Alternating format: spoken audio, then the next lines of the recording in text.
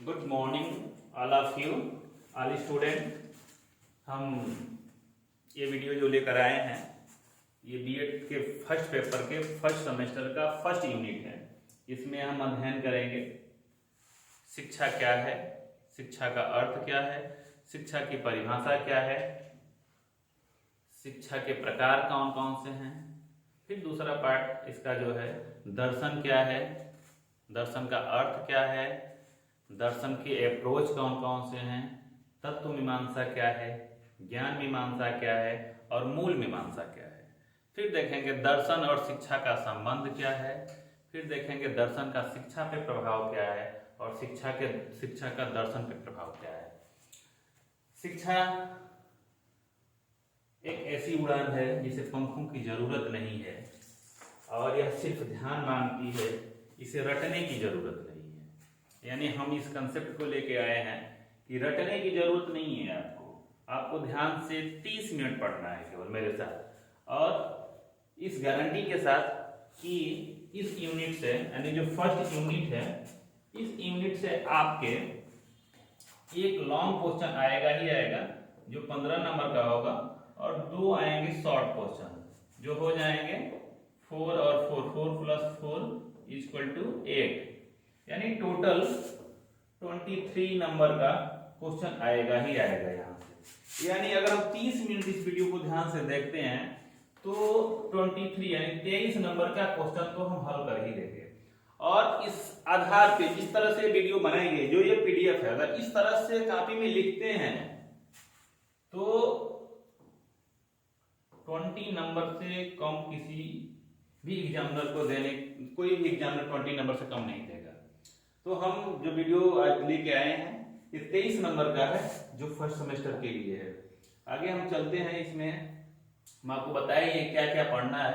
अब शिक्षा के अर्थ एवं परिभाषा।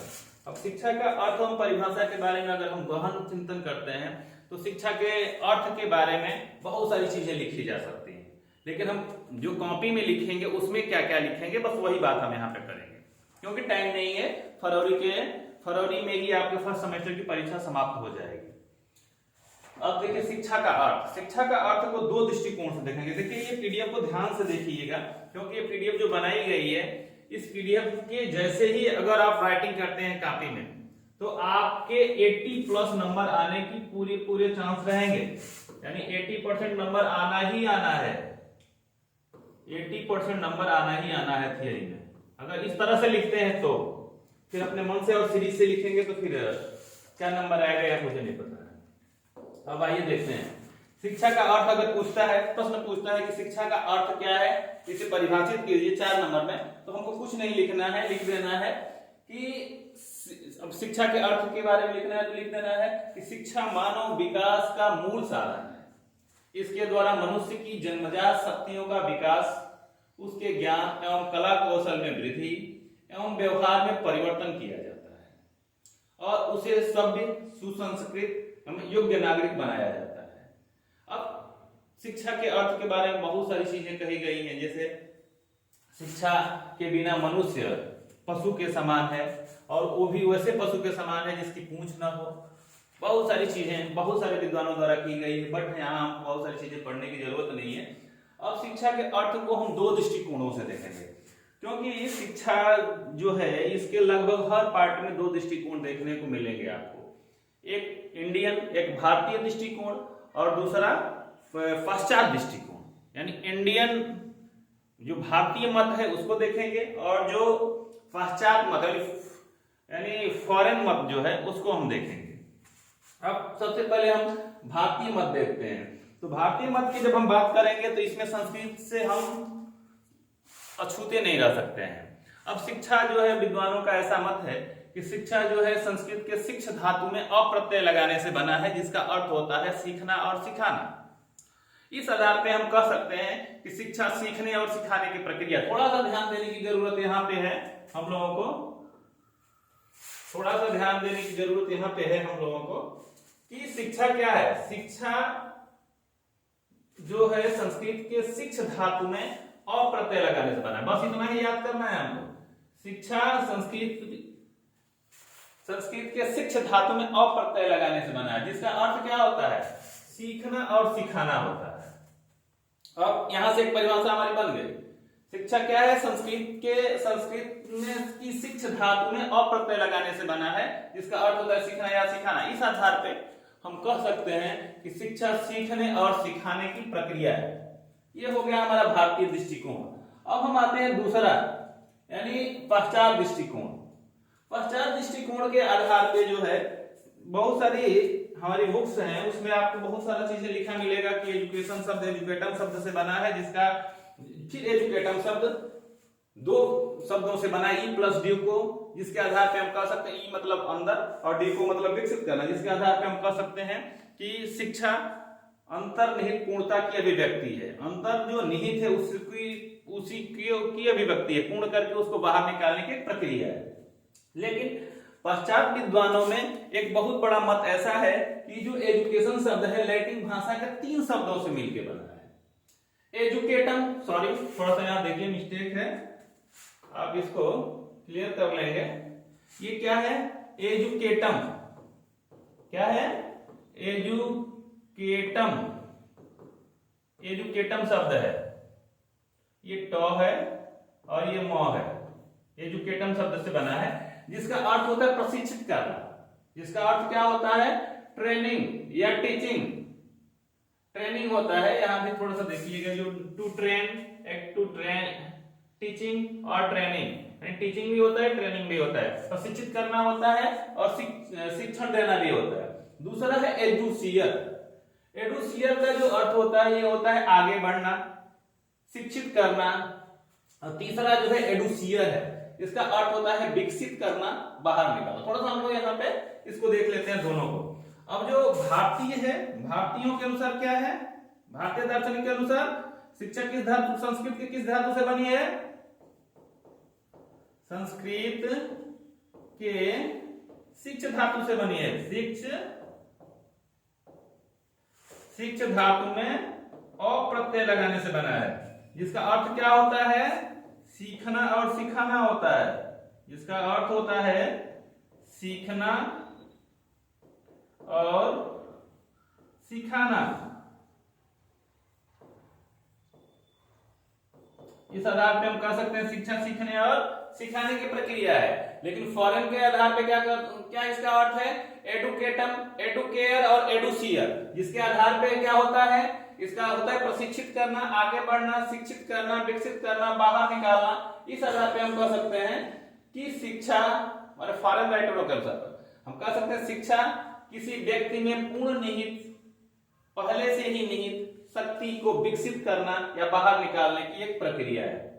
अब हम परिभाषा देखते हैं इसकी। इतना ही लिखना है परीक्षा में, इससे ज्यादा लिखने की कोई जरूरत नहीं है।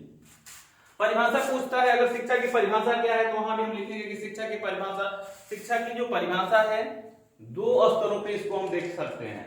पहले एक भारतीय दार्शनिकों के अनुसार देख सकते हैं और दूसरा देख सकते हैं पश्चात शिक्षा शास्त्रियों के अनुसार। अब भारतीय शिक्षा शास्त्रियों के अनुसार जो है इसमें 2 परिभाषा केवल याद करिएगा, इससे ज्यादा परिभाषा याद करने की कोई जरूरत नहीं है। एक जो सबसे प्रचलित परिभाषा है विवेकानंद की।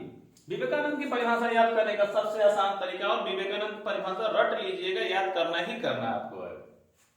इनकी सबसे जो आसान परिभाषा, जो सबसे याद करने का आसान तरीका है, मनुष्य हमको भूलना नहीं है, मनुष्य तो हम नहीं भूलेंगे ना, मनुष्य है ही है। अंतर्निहित ये भी नहीं भूलना है, पूर्णता नहीं भूलना है, अभिव्यक्ति नहीं भूलना है। 3 ही शब्द तो हैं, याद करिए, अंतर्निहित, पूर्णता और अभिव्यक्ति। अब अंतर्निहित और पूर्णता और अभिव्यक्ति। अब देखिए, मनुष्य के अंतर में पहले से निहित है, जब निहित है तो पूर्ण है, और पूर्ण है तो अभिव्यक्त कर रहा है किसी भी चीज को। तो अंतर्निहित पूर्णता की अभिव्यक्ति ही क्या है? शिक्षा है। दूसरी परिभाषा शंकराचार्य की जो सबसे आसान परिभाषा है, सा विद्या या विमुक्ति। अगर ये नहीं आता है तो आप आसानी से ये लिख दीजिएगा कि शिक्षा वह है जो मुक्ति दिलाए, या मुक्ति का मार्ग दिखाने वाली जो दिखाए वही शिक्षा है।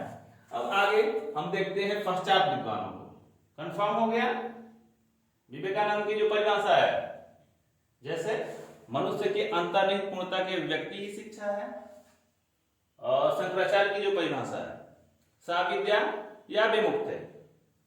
पश्चात दार्शनिकों को देखते हैं, और पश्चात दार्शनिकों की यहाँ 4 परिभाषाएं दी गई, जिसमें से 2 परिभाषा आप रट लीजिए।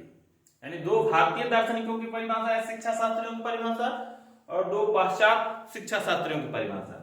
अब इसमें फ्रोबेल की जो परिभाषा है, ये परिभाषा विवेकानंद की परिभाषा से लिंकअप करती है। जैसे शिक्षा एक प्रक्रिया है, इसके द्वारा बच्चा अपनी आंतरिक योग्यताओं को बाह्य रूप प्रदान करता है। अब ये परिभाषा देखिए कैसे निर्धारित, कैसे मिलती जुलती है। विवेकानंद कहते हैं कि मनुष्य की अंतर्निहित पूर्णता की अभिव्यक्ति ही शिक्षा है। यानी ये भी देखिए, शिक्षा एक प्रक्रिया है, कंफर्म है ये, इसके द्वारा बच्चा अपनी आंतरिक योग्यताओं को, मतलब अंतर्निहित योग्यताओं को बाह्य रूप प्रदान करता है, मतलब अभिव्यक्त करता है। यानी अगर परिभाषा विवेकानंद की याद है तो फ्रोबेल की भी परिभाषा याद है। दूसरी परिभाषा अरस्तू की है, और जो बहुत ही आसान परिभाषा है, स्वस्थ शरीर में स्वस्थ मस्तिष्क का निर्माण करना ही शिक्षा है। Sound mind is a sound body. यानी स्वस्थ कहा भी जाता है कि स्वस्थ शरीर में ही स्वस्थ मस्तिष्क का निवास होता है। वही बात अरस्तू कहते हैं कि स्वस्थ शरीर में स्वस्थ मस्तिष्क का निर्माण कर देना ही शिक्षा है। शरीर स्वस्थ होगी तो क्या होगा, उसका मस्तिष्क स्वस्थ होगा, और उसी का अगर निर्माण कर दे रही है तो उसी को हम क्या बोलेंगे, शिक्षा बोलेंगे। तीसरी जो परिभाषा है जॉन डीवी महाराज की है, और जॉन डीवी की जो परिभाषा, थोड़ा सा डीवी यहाँ पे गलत है, ठीक है, डीवी, ठीक है, जॉन डीवी की परिभाषा है, और जॉन डीवी की भी परिभाषा बहुत ही आसान है। शिक्षा अनुभवों की पुनर्रचना है। शिक्षा क्या है, अनुभवों की पुनर्रचना है। उससे भी आसान परिभाषा है स्पेंसर की, शिक्षा पूर्ण जीवन है। अगर जीवन हमको पता है तो उसी में क्या लगा देना है, केवल पूर्ण लगा देना है। शिक्षा क्या है, पूर्ण जीवन है। कोई कंफ्यूजन नहीं होना चाहिए। अगला हम देखते हैं शिक्षा के प्रकार। शिक्षा का प्रकार अगर हम किताबों में पढ़ें तो बहुत सारे लोगों द्वारा बहुत सारा प्रकार, व्यवसायिक शिक्षा, तो ये शिक्षा, सामान्य शिक्षा, तो कई सारी शिक्षा के बारे में वर्णन दिया गया है। लेकिन मुख्य रूप से सबको पढ़ने के बाद अगर निचोड़ हम देखें तो शिक्षा 3 प्रकार की होती है। कितने प्रकार की होती है, 3 प्रकार की होती है। औपचारिक शिक्षा, अनौपचारिक शिक्षा और निरौपचारिक शिक्षा। यानी फॉर्मल एजुकेशन, इनफॉर्मल एजुकेशन और नॉन फॉर्मल एजुकेशन। थोड़ा सा इसमें देखते हैं आसान, एकदम आसान शब्दों से। अब देखिए औपचारिक शिक्षा क्या है, अभी हम आपको बताते हैं। औपचारिक शिक्षा है क्या, जहां पे सारी चीजें क्या हो, पहले से फिक्स हो। यानी मैच क्या हो, पहले से ही फिक्स हो। मीन्स क्या है, यानी इसमें स्टूडेंट फिक्स हो, टीचर फिक्स हो, सिलेबस फिक्स हो, विद्यालय फिक्स हो, यानी पैलेस फिक्स हो, पाठ्यक्रम फिक्स हो, परीक्षा का डेट फिक्स हो, रिजल्ट फिक्स हो, कितना पैसा एडमिशन में लगेगा, ये सारी चीजें फिक्स हो, तो उसको हम क्या बोलेंगे, औपचारिक शिक्षा। जैसे विद्यालय, महाविद्यालय, विश्वविद्यालय, पुस्तकालय आदि चीजें। निरौपचारिक शिक्षा जो है इसमें कुछ भी फिक्स नहीं होता है। जहां पे कुछ भी फिक्स ना हो, सारी चीजें अनिश्चित हो, ना पुस्तकालय, ना लर्नर फिक्स हो, यानी सीखने वाला ना फिक्स हो, ना टीचर फिक्स हो, ना सिलेबस हो कोई, यानी कुछ भी जहां फिक्स ना हो, वहां पे हम बात करते हैं अनौपचारिक शिक्षा की। यानी जैसे बाजार, मेला में भी हम सीखते हैं ना बंदरियों से या झूला से। अनौपचारिक शिक्षा यानी non formal education. Non formal education एक ऐसा एजुकेशन है, यानी नॉन फॉर्मल और अनौपचारिक शिक्षा का वह भाग है जिसमें औपचारिक शिक्षा की तरह बहुत सारी चीजें फिक्स तो नहीं होती हैं, परंतु अनौपचारिक शिक्षा की तरह कुछ भी फिक्स ना हो ऐसा भी नहीं होता है। यानी औपचारिक शिक्षा और अनौपचारिक शिक्षा के बीच की कड़ी है।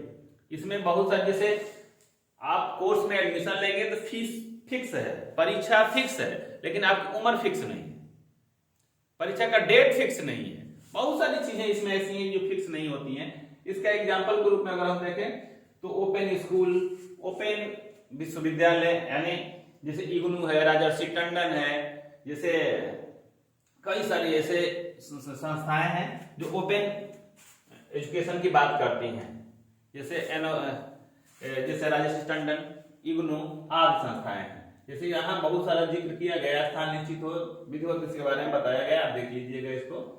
अब हम बात करते हैं दर्शन का अर्थ। कोई कंफ्यूजन हो तो बताइए। हम शिक्षा का अर्थ अच्छे से देखिए। जैसे शिक्षा की मीनिंग भारतीयों के अनुसार, फिर शिक्षा की मीनिंग पश्चात दार्शनिकों के अनुसार, फिर शिक्षा की परिभाषा भारतीयों के अनुसार विवेकानंद शंकराचार्य, फिर शिक्षा की परिभाषा पश्चात के अनुसार फ्रोबेल को देखे, जॉन डीवी को देखे, स्पेंसर को देखे, 4 लोगों को देखे थे, 4 विद्वानों को। अब हम बात करते हैं दर्शन।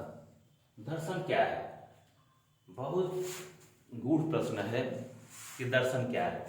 अब दर्शन के बारे में अगर हम बात करें तो बहुत, ये वीडियो लगभग 20 मिनट की हो जाएगी, लेकिन हम परीक्षा के दृष्टिकोण से पढ़ रहे हैं इसलिए शॉर्ट पढ़ेंगे इसको। दर्शन क्या है? दर्शन मनुष्य के चिंतन की उच्चतम सीमा है। इसमें संपूर्ण ब्रह्मांड और मानव जीवन के वास्तविक स्वरूप, सृष्टि सृष्टा, आत्मा परमात्मा, जीव जगत, ज्ञान अज्ञान, ज्ञान प्राप्त करने के साधन और मनुष्य के करणीय और अकरणीय कर्मों का तार्किक विवेचन किया जाता है। दर्शन के अर्थ के विषय में भारतीय व पश्चात दृष्टिकोण में थोड़ा सा अंतर है। यानी दर्शन क्या है? मनुष्य के चिंतन की उच्चतम सीमा है। इसमें संपूर्ण ब्रह्मांड के मानव जीवन के वास्तविक स्वरूप, जैसे सृष्टि क्या है, उसका सृजन करने वाला कौन है, आत्मा क्या है, परमात्मा क्या है, जीव क्या है, जगत क्या है, ज्ञान क्या है, अज्ञान क्या है, ज्ञान प्राप्त करने के कौन कौन से साधन हैं, और मनुष्य के कौन ऐसे कर्म हैं जो करणी हैं, करने योग्य हैं, कौन ऐसे कर्म हैं जो करने योग्य नहीं हैं। इन सारी चीजों का जहां तार्किक रूप से विवेचन किया जाता हो, तार्किक रूप से इसका विश्लेषण किया जाता हो, उसे हम दर्शन कहते हैं। अब दर्शन के अर्थ के बारे में 2 दृष्टिकोण है। जैसे हम लोग शिक्षा के बारे में भी 2 दृष्टिकोण पढ़े थे, वैसे ही दर्शन के बारे में भी हम 2 दृष्टिकोणों को पढ़ेंगे, पश्चात दृष्टिकोण और भारतीय दृष्टिकोण, यानी भारतीय दृष्टिकोण और पश्चात दृष्टिकोण। जिसे सबसे पहले हम स्टार्ट करते हैं भारतीय दृष्टिकोण। भारतीय दृष्टिकोण में क्या है कि भारत में सबसे पहले दर्शन की उत्पत्ति हुई वो भारत में हुई। भारत दर्शन की गुरुस्थली माना जाता है, क्योंकि ऐसा माना जाता है कि दर्शन का प्रथम अंकुरण भारत में ही उदय हुआ था। प्राचीन भारत में किसी भी चिंतन को दर्शन कहा जाता था। यानी जब प्राचीन काल की बात करते हैं तो किसी तरह का कोई व्यक्ति चिंतन करता था तो उसे हम दर्शन कहते थे। परंतु जैसे जैसे ज्ञान के क्षेत्र में विकास होता गया, तैसे तैसे हमने उसे भिन्न भिन्न अनुशासन में विभाजित करना प्रारंभ कर दिया। जैसे मानव शास्त्र, धर्मशास्त्र, अर्थशास्त्र, चिकित्सा शास्त्र आदि। परंतु जिस शाखा के अंतर्गत ब्रह्मांड के अंतिम सत्य की खोज की जाती है उसे दर्शन शास्त्र की संज्ञा दी गई। अब थोड़ा सा हम यहाँ बात करते हैं दर्शन की भारतीय दृष्टिकोण के अनुसार। जो पहले था कि किसी तरह का कोई चिंतन कर रहा है तो दर्शन कहा जाता था, परंतु जैसे जैसे विकास हुआ इसका, जैसे मानव शास्त्र का विकास हो गया, धर्मशास्त्र का विकास हो गया, अर्थशास्त्र का विकास हो गया, चिकित्सा का विकास हुआ, तो इसका भी वैसे वैसे विकास हुआ। तब इसको किसी भी तरह के चिंतन को दर्शन की संज्ञा से बाहर निकाल करके और इसको एक स्वतंत्र विषय के रूप में स्थापित कर दिया गया। अब जैसे एक शोपेनहावर एक फिलोसोफर है, वो कहता है कि हर व्यक्ति जन्मजात दार्शनिक होता है। अब हम थोड़ा सा पश्चात दृष्टिकोण देखते हैं दर्शन का। दर्शन का जो पश्चात दृष्टिकोण है वो भी सेम या भारत की तरह ही वहां भी विकास हुआ। जैसे पश्चात जगत में भी दर्शन का सर्वप्रथम विकास जो कहाँ हुआ, यूनान में, ग्रीस देश में हुआ। प्रारंभ में तो वह भी दर्शन का क्षेत्र बहुत व्यापक था, परंतु प्रारंभ में तो वहां है, ये थोड़ा सा मिस्टेक है, देखिएगा। प्रारंभ में तो वहां भी दर्शन का क्षेत्र बहुत व्यापक था, परंतु जैसे जैसे ज्ञान के क्षेत्र में विकास हुआ दर्शन एक स्वतंत्र अनुशासन के रूप में विकसित होता चला गया। यहाँ थोड़ा सा हम लोग को देख लेना है, ये विकसित है, सीमित नहीं है। क्या होता चला गया? विकसित होता चला गया और दर्शन एक अलग स्वतंत्र विषय के रूप में देखा जाने लगा। अब हम थोड़ा सा देखते हैं कि दर्शन का अर्थ क्या है। अब जो दर्शन का अर्थ है वो फारन के अनुसार दर्शन शब्द यानी आंग्ल भाषा का फिलॉसफी शब्द है, और फिलॉसफी जो शब्द है ये ग्रीक भाषा है। कैसी भाषा है?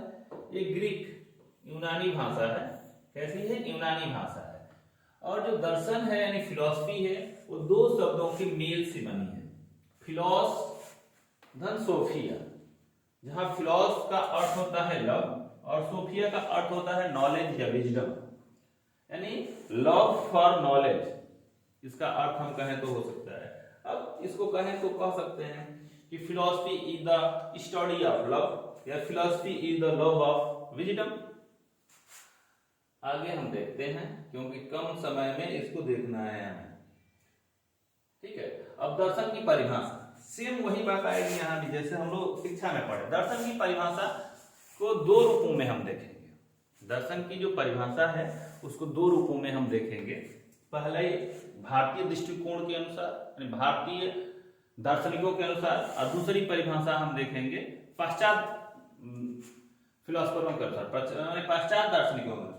जो भारतीय दार्शनिक हैं उसमें एक दो परिभाषा केवल देखेंगे। देखिए यहाँ हमको बहुत सारी किताब नहीं पढ़ लेनी है क्योंकि आपके पास किताब है।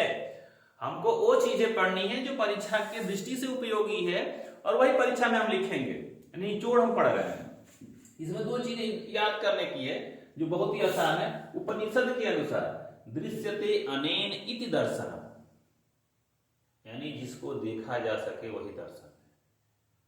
आसान सी परिभाषा है, दृश्यते अनेन इति दर्शन।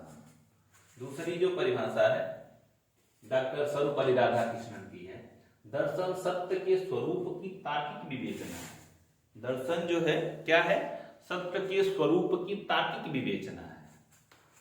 अब हम थोड़ा सा पश्चात दृष्टिकोण देखते हैं।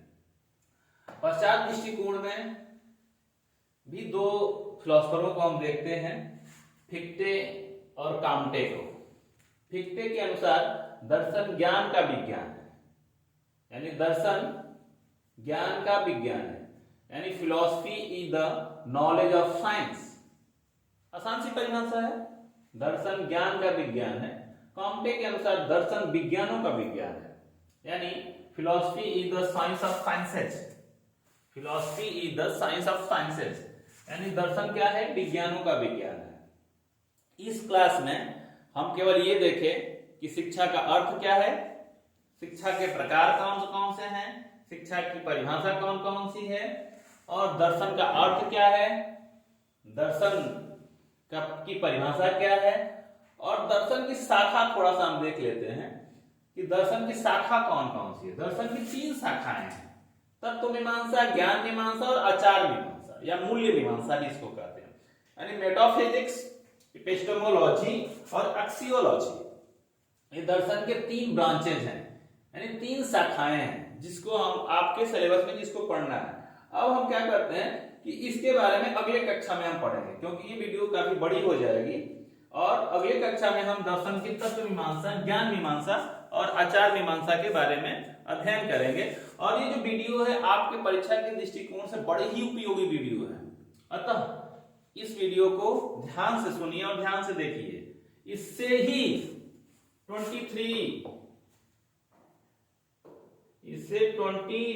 23 नंबर आने ही आने हैं।